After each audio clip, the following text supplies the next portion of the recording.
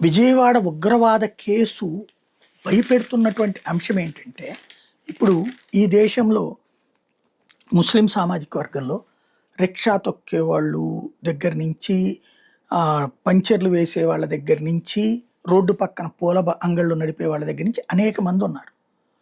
దర్జాగా బ్రతుకుతున్నారు వాళ్ళు. వాళ్ళ జీవితం వాళ్ళు బ్రతుకుతున్నారు. వాళ్ళ కుటుంబాన్ని జాగ్రత్తగా చూసుకుంటున్నారు. మతపరమైన బాధ్యతగా నిర్వర్తిస్తున్నారు. కానీ ఇప్పుడు ఆయా వర్గాల్లో వాళ్ళని ఎక్కువగా ట్రాప్‌లో వేసుకుంటున్నారు.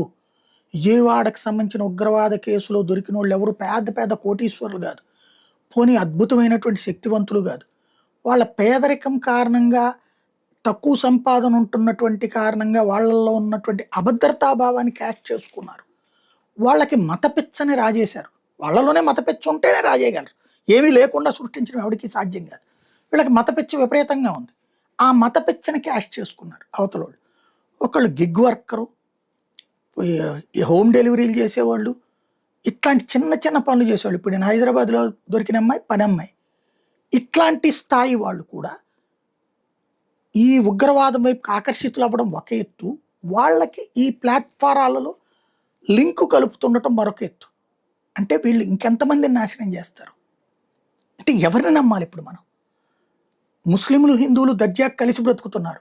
కానీ పక్కనున్నటువంటోడు ఎప్పుడు ఉగ్రవాదిగా మారతాడో, ఎప్పుడు చంపేస్తాడో తెలీదనేటటువంటి అపనమ్మకం కలిగితే, అనుమానంగా ఒకళ్ళనొకళ్ళు చూసుకోవడం ప్రారంభిస్తే సమాజం ఎటుపోతుంది?